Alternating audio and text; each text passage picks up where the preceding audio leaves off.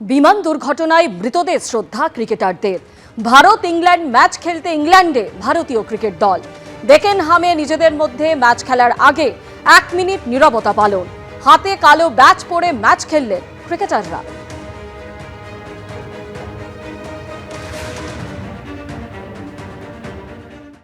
একেবারে সেই ছবি আপনাদের সামনে রাখবো, সেই দুর্ঘটনাগ্রস্ত বিমান যার ব্ল্যাক বক্স ইতিমধ্যে উদ্ধার করা হয়েছে। দেখতে পাচ্ছেন সেই ছবি, মিলেছে এমার্জেন্সি লোকেটার ট্রান্সমিটার বা ইএলটি, যা ব্ল্যাক বক্সের অংশ।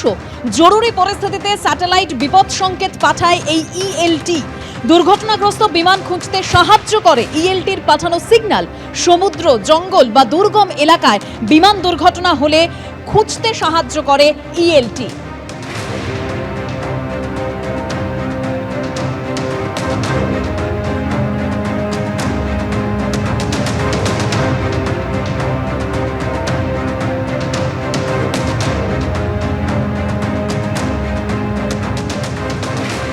আপনারা শুনলেন যে এই বিমান দুর্ঘটনার কারণ খুঁজতে ইতিমধ্যে ব্ল্যাক বক্সের একটি অংশ উদ্ধার হয়েছে, পাশাপাশি ডিভিআরেরও খোঁজ পাওয়া গেছে এবং এই সমস্ত খতিয়ে দেখেই এই বিমান দুর্ঘটনার কারণ খুঁজে বের করবার চেষ্টা করা হচ্ছে।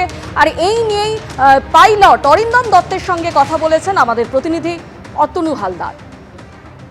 এই ঘটনার তদন্তের ক্ষেত্রে ব্ল্যাক বক্স কতটা গুরুত্বপূর্ণ ভূমিকা নেয় এবং যেটা আমরা শুনতে পাচ্ছি যে ককপিট ভয়েস রেকর্ডার এবং ফ্লাইট ডেটা রেকর্ডার, এই ক্ষেত্রে একটা অংশ পাওয়া গেছে আর একটা অংশ পাওয়া যায়নি। এটা কতটা সুরক্ষিতভাবে রাখা থাকে এবং এইটা খুঁজে পাওয়া সম্ভব নাকি এটা খুঁজে নাও পাওয়া যেতে পারে?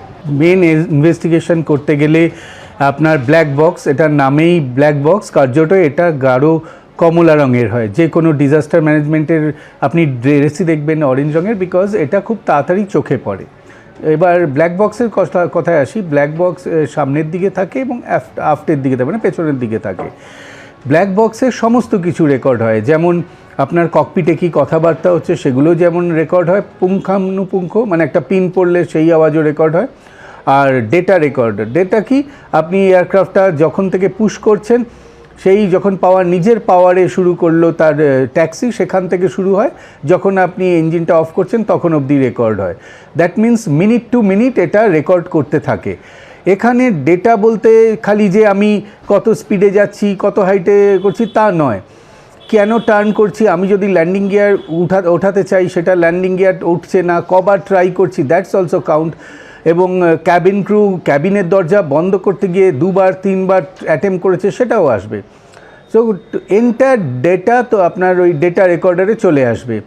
তো এখানেই বোঝা যাবে যে আফটার টেক অফ, যেহেতু V1-এর পর ক্যাপ্টেন বলেছে যে ফ্লাই করছিল সে বলেছে যে নন ফ্লাইং ক্যাপ্টেন সে বলেছে V1, দ্যাট মিন্স ওই অবধি আমার কোনো প্রবলেম নেই।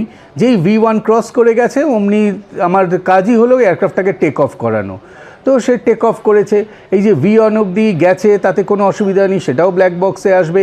V1-এর পর টেক অফ করেছে, সেই টেক অফের যে অ্যাঙ্গেল অফ অ্যাটাক 2.5 ডিগ্রি সেটাও হয়েছে কিনা সেটাও দেখবে।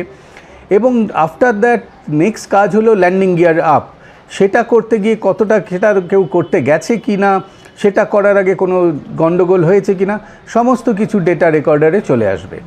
একটা হচ্ছে ককপিট ভয়েস রেকর্ডার, যেখানে আমরা জানি যে পাইলট কো পাইলট তারা যা কথাবার্তা বলছেন সমস্ত কিছু রেকর্ড হবে। এক্ষেত্রে আমি আপনার কাছে যেটা জানতে চাইবো যে ফ্লাইটটি টেক অফ করার 30 সেকেন্ডের মধ্যে ভেঙে পড়ে এবং তার মধ্যে পাইলট মেডে কল দেন এবং তারপর এটিসি যখন ফের পাইলটের সঙ্গে যোগাযোগ করার চেষ্টা করে আর যোগাযোগ করতে পারেনি, তার কারণ ততক্ষণে ফ্লাইটটা ভেঙে পড়েছে। এক্ষেত্রে শেষ মুহূর্তের কথাবার্তা কতটা গুরুত্বপূর্ণ এবং সেখান থেকে এই ঘটনার কতটা আঁচ পাওয়া যেতে পারে যে ঠিক কী হয়েছিল? এটা প্রত্যেকটা মুহূর্তে যখন রোল শুরু হয়েছে V1 অবধি, এছাড়া কেননা যখন টেক অফ বা ল্যান্ডিং হয় সেখানে এক্স্যাক্টলি এক্সট্রা কোনো কথা হয় না, যতটুকুনি ফ্লাইং করার জন্য দরকার সেইটুকুনি কথা হয়, যেটা SOP ফলো করে যা স্ট্যান্ডার্ড কল আউট সেটাই দেওয়া হয়। এখানে টেক অফের সময় আমরা প্রত্যেকেই জানি টেক অফ আর ল্যান্ডিং হলো vital segment for during flying.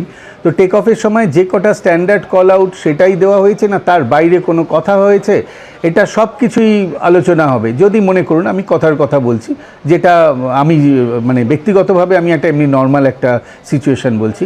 মনে করুন টেক অফ করার আগে V1-এর আগে কোনো কিছু ইন্ডিকেশান এলো, মেবি যে ফ্লাইং করছে বা যে নন ফ্লাইং ক্যাপ্টেন সে বলল যে ক্যাপ্টেন এইটা আলোটা কিন্তু এসছে।